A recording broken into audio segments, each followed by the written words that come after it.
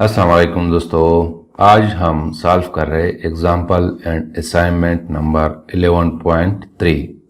सबसे पहले हम सॉल्व करेंगे एग्जाम्पल 11.3, फिर उसके बाद हम सॉल्व करेंगे असाइनमेंट 11.3। एग्जाम्पल 11.3 जो है it is about the wavelength calculation, यानी इसमें हम वेवलेंथ को कैलकुलेट करेंगे। It says that what is the wavelength of the sound in dry air if its frequency is 590 Hz on a hot day with temperature of 40 degree centigrade. ये कहता है कि dry air में यानी खुश्क air में sound की wavelength find out करें अगर उस साउंड की फ्रीक्वेंसी 590 हर्ट्ज हो, गर्म दिनों में, गर्मियों के मौसम में, और टेम्परेचर हो 40 डिग्री सेंटीग्रेड। तो हमने फाइंड आउट करना है वेवलेंथ ऑफ साउंड। तो वेवलेंथ ऑफ साउंड को फाइंड आउट करने से पहले मैं लिखता हूँ गिवन डेटा और हमसे जो रिक्वायर्ड है। गिवन डेटा में हमें दिया गया है temperature which is equal to 40 degree centigrade और फ्रीक्वेंसी ऑफ साउंड हमें दी गई है 590 हर्ट्ज है, और हमसे जो रिक्वायर्ड है वो है वेवलेंथ। दोस्तों, वेवलेंथ के लिए हमारे पास इक्वेशन है कि V is equal to F into lambda. इस इक्वेशन के थ्रू हम वेवलेंथ को फाइंड आउट कर सकते हैं। यानी अगर मैं लिख दूँ कि lambda is equal to V divided by F, तो मैं वेवलेंथ को फाइंड आउट कर सकता हूँ।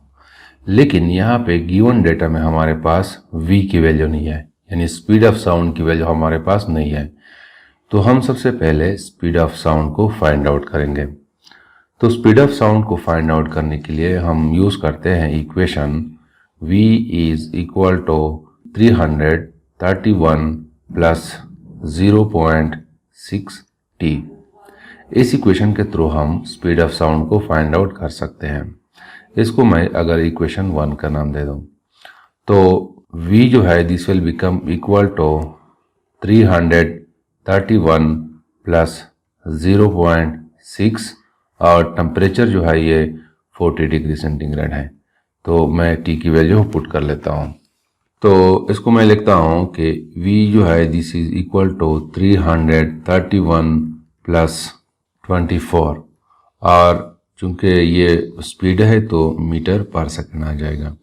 तो यहाँ पे हम इन टर्म्स को आपस में ऐड करते हैं। तो ऐड करने के बाद जो है V की वैल्यू हमारे पास आ जाएगी 355 मीटर पर सेकेंड।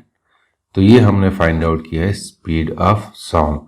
अब इस इक्वेशन 1 के मुताबिक लेमडा जो है this will be equal to V की वैल्यू जो है वो 355 है और F की वैल्यू जो है वो 590 हर्ट्ज है।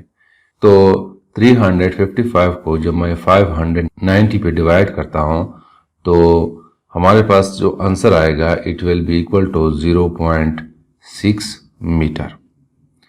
तो यहाँ पे स्पीड ऑफ साउंड की वेवलेंथ जो है it is equal to 0.6 metre. तो ये हमारे पास रिक्वायर्ड आंसर है। अब मैं सॉल्व करता हूँ असाइनमेंट नंबर 11.3 को।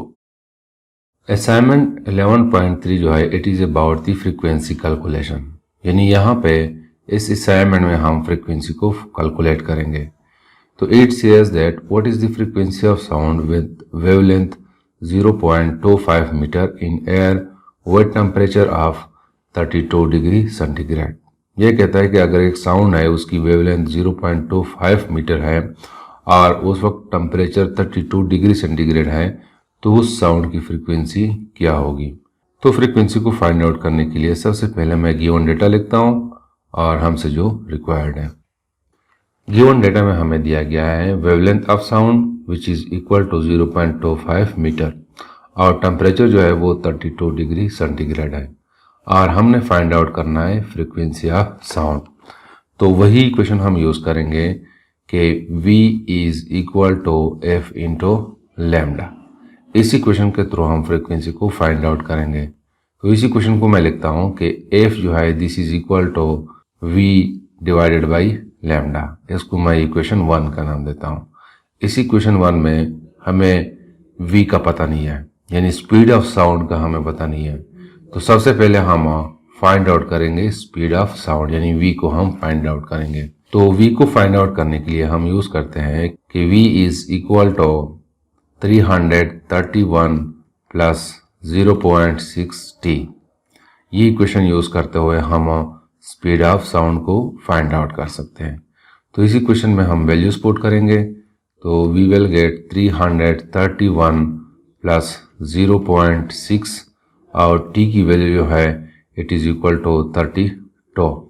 तो ये हमारे पास आ जाएगा, it will be in metre per second.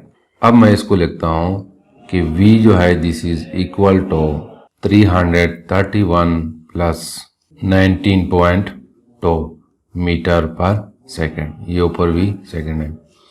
तो इसको मैं आपस में ऐड करता हूं, तो we will get v is equal to 350.2 metre per second. तो ये हमारे पास v की वैल्यू आ जाएगी। इसको हम लिख भी सकते हैं कि this is equal to 350 metre per second. तो दोनों वैल्यूज जो है आप यूज कर सकते हैं। तो अब हम इस इक्वेशन 1 में वैल्यूज पुट करेंगे। तो इक्वेशन 1 के मुताबिक f जो है this will be equal to 350 which is the value of speed of sound, और लैम्डा की वैल्यू जो हमें दी गई है वो 0.25 मीटर है। तो इसको जब हम आपस में डिवाइड करेंगे तो फ्रीक्वेंसी की वैल्यू हमारे पास आ जाएगी 1400 हर्ट्ज आ जाएगी। तो ये हमारे पास रिक्वायर्ड आंसर है। तो this is something about the example and assignment number 11.3। Thank you.